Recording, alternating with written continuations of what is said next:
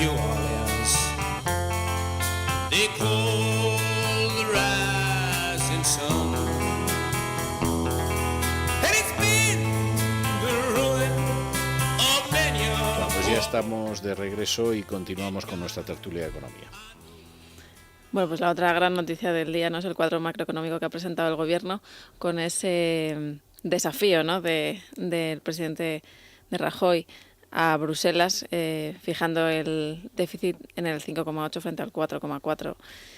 Y a mí la verdad es que esta noticia me ha dejado un poco perpleja, porque por un lado comprendo que es razonable ponerse unos objetivos que se puedan cumplir, pero de la misma manera entiendo yo que las declaraciones que un gobierno ha hecho también deben cumplirse.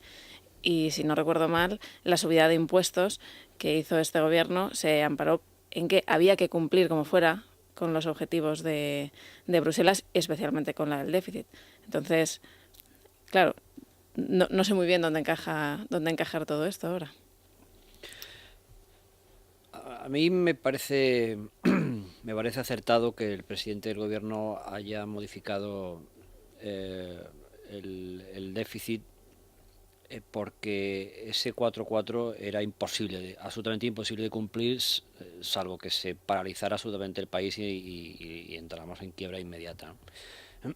Por lo tanto, yo creo que para mantener nuestra política de seriedad y de rigor ante la Unión Europea, ante nuestros acreedores, que tan debilitada estaba hasta hace prácticamente 2 meses, me parece bien que nos pongamos reglas firmes.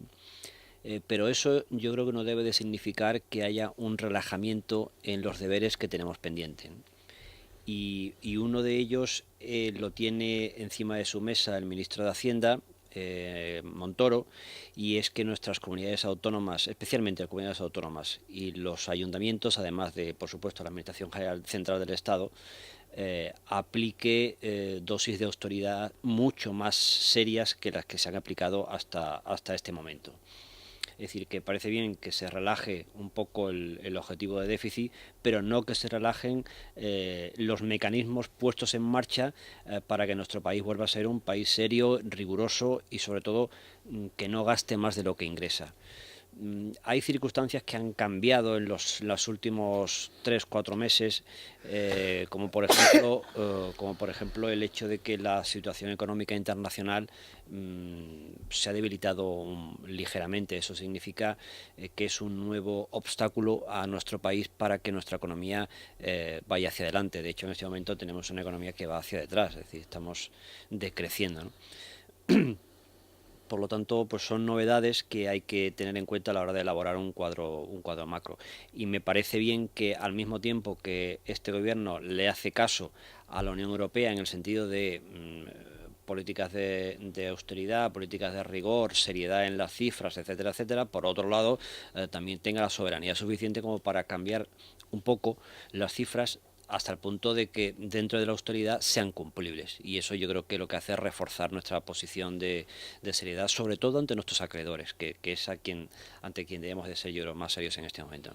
Yo ahí, la verdad es que no sé cómo va a ser interpretado. Hoy por lo menos la prima de riesgo de España ha subido y se ha vuelto a poner ligeramente, pero es cierto que por encima de la italiana.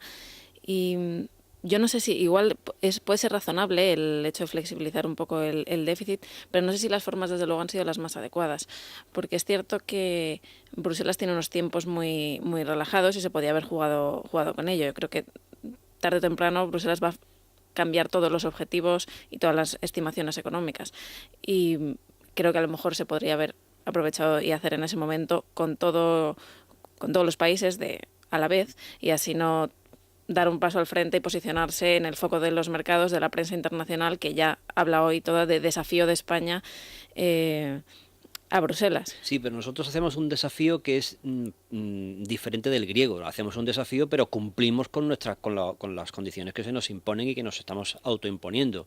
Y por otro lado, los tiempos de Bruselas son diferentes a los tiempos nuestros. Es decir, nuestro gobierno tiene que presentar el presupuesto dentro de pocas semanas. Por lo tanto, no puede esperar hasta abril, mayo para informar de este tema a la Unión Europea, porque ellos llevan sus propios tiempos y no se adaptan a las circunstancias cambiantes de la crisis en la que estamos inmersos, ¿no? De todas maneras, pero también es que este pequeño margen también puede ser un poco goloso, como comentabas, para las comunidades autónomas, para el Estado en general y incluso para el Gobierno, para no hacer el ajuste y adelgazar el estado de bienestar, que al final es lo que hay que hacer, porque es evidente que esto no se puede sostener. Sí, pero por eso digo que una cosa es que se relaje un poco la cifra de déficit y otra cosa es que se relajen los mecanismos para aplicar un Estado mucho más austero y mucho más eficiente en los costes, fundamentalmente en las comunidades autónomas. Y en ese sentido sí que quiero destacar que me parece una buena noticia el hecho de que las comunidades y los ayuntamientos reciban 35.000 millones para pagar a sus proveedores y que se vaya a hacer creo que han dicho a partir del mes de mayo, pero no me parece nada procedente que para cobrar ese dinero haya que hacer una quita. Es decir, a mí no me permite eso mi administración cuando tengo que pagar los impuestos, por ejemplo. Es decir, no me dice, si usted me paga por pronto pago, le hago una rebajita. A mí no me lo permiten, a los ciudadanos no se lo permiten. ¿Por qué si a los proveedores? ¿Y por qué a los proveedores de bienes y servicios y no a los proveedores financieros? Es decir, a los bancos. A los bancos no hay quitas, pero a los proveedores de bienes y servicios sí. Y además al tiempo. Ojo, porque en ayuntamientos especialmente pequeños estamos hablando con proveedores que, decir, primero no tienen mucho músculo financiero y en segundo lugar el que ha aguantado lleva aguantando pues gracias a no sé qué, pero lleva aguantando. Entonces, si encima ahora que lleva aguantando ahora tiene que hacer una quita, yo no lo entiendo eso. Quiero pensar que ha sido pues una pequeña metedura de pata de Montoro para anunciar la medida de que se iba a pagar a los proveedores antes que de guindos, y espero que esto se modifique porque no me parece ni justo ni razonable ni de un país serio el hecho de que para cobrar a un proveedor, que en este caso es la administración pública, haya que hacer una rebaja al año o a los 2 años. Es que aquí a mí me parece que quien únicamente ha cogido el toro por los cuernos y se ha aplicado medidas de austeridad de verdad es el sector privado y las familias, que son las que han reducido su deuda de una manera seria y consistente. En el sector público se están haciendo cosas, pero de una manera un tanto tibia y, bueno, pues siempre intentando buscar el resquicio para no perjudicar demasiado a los bancos, a tal cual. Esto es lo que no termina de cuajar, ¿verdad? Sí, yo estoy de acuerdo. Es decir, no hay un cambio de mentalidad por parte de, sobre todo, las comunidades autónomas de que, miren, no se trata de que durante 1 año o 2 años usted gaste un poquito menos. Se trata de que usted ya no puede gastar lo que malgastaba hasta este momento. Y que las cosas han cambiado. Las cosas han cambiado y tiene que ser además usted mucho más eficiente. Y además de ser, y a partir de ahora, ser un buen político significa gastar menos y gastar mejor. No gastar más. Y eso yo creo que es un tema cultural de mentalidad que no se ha instalado todavía por parte en nuestros políticos, en nuestras administraciones públicas. Y ese es el miedo que a mí me da esta flexibilización del déficit, que aunque por un lado es razonable, es cierto que pues las condiciones son las mismas, pero creo que debería haber estado precedido de un cambio de mentalidad real.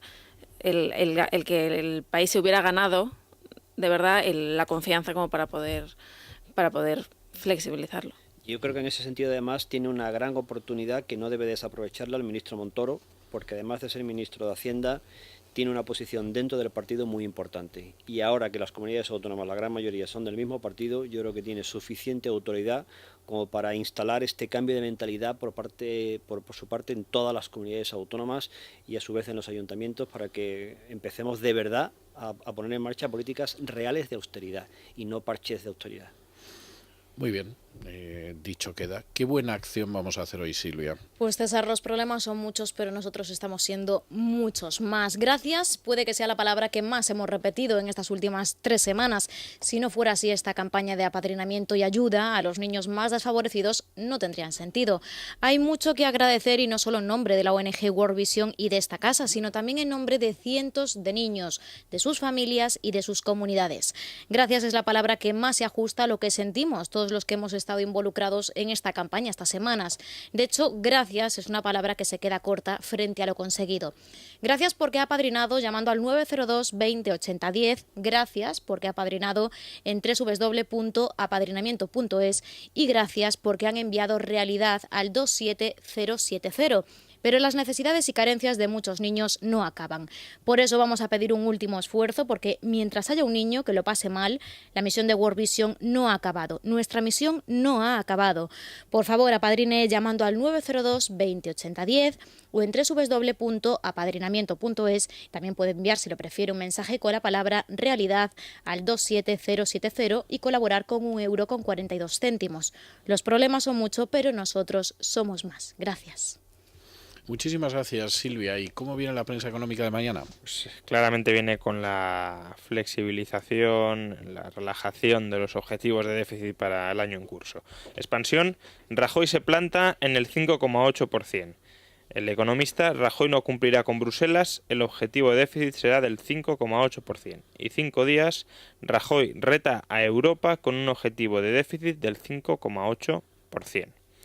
Y bueno, luego pues hay dos noticias que están muy relacionadas con esto último.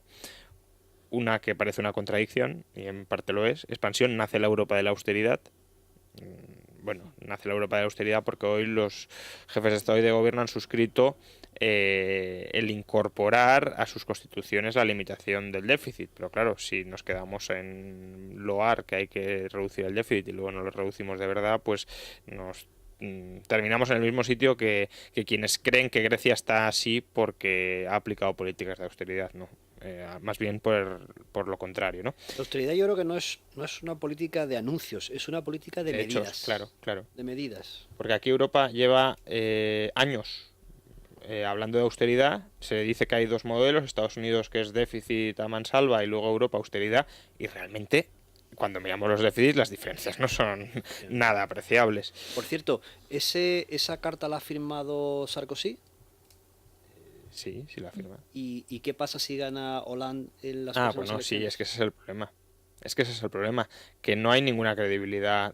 Es decir, no solo no hay credibilidad de las personas que ya están, porque muchas de ellas se han prometido cosas que luego no han cumplido, sino es que además, ¿qué pasa si no están esas mismas que lo han firmado? Porque Hollande ya ha dicho que no va a cumplir, con lo cual, y que de hecho va a hacer todo lo contrario, no es que vaya a relajarse un poquito, no, sino que apuesta por déficits muy grandes, por monetización masiva de deuda pública por el Banco Central, con lo cual, claro, si al final quien tiene que aplicarlo no se ve sometido de ninguna manera a la norma, pues ya estamos. Y lo que es muy simple y que lo debemos de tener todos muy en cuenta es que si los estados gastan mucho y por lo tanto necesitan créditos, eso va en contra del crédito que necesitan familias y empresas. Sí. Es decir, que el crédito que hay es el que hay, no hay un doble crédito, sino esta cantidad de crédito. Entonces, si lo usan mayoritariamente los estados, pues empresas y familias tienen menos. No, pero es que además hay otro hecho. Yo hoy publico en Libertad Digital un artículo que se llama ¿cuál es ahora mismo la inversión más rentable en España? Porque claro, la gente dice, ¿dónde habría que invertir masivamente? Bueno, hay una inversión clarísima que proporciona una rentabilidad entre el 5 y el 6%, que es dejar de endeudarse. Si tú te dejas de endeudar, te ahorras pagar cada año entre el 5 y el 6% de intereses, que no es moco de pavo. Es decir, por la deuda que vamos a incurrir en 2011 de más de 90.000 millones, vamos a pagar unos intereses anuales de entre 4.000 y 5.000 millones de euros. Eso es 2 años de beneficio de Repsol. Es decir, es como si hubiésemos creado dos Repsol con sus correspondientes beneficios. Bueno, yo creo que el gran negocio hoy día, el gran inversión es ser banquero. Bueno, esa parte, claro. ¿Verdad? Ser banquero, recibir lo que te da el Banco Central Europeo al 1% y después encajarlo todo al 4,5%. No suele ser mal negocio, o sea, ser banquero de todas formas. Pero en fin, doña María, don Francisco, don Juan Ramón, muchas gracias, muy buenas noches y nosotros hacemos una pausa y nos tomamos un respiro de cultura. Es la noche de César. Con César Vidal. Es Radio. Para todas aquellas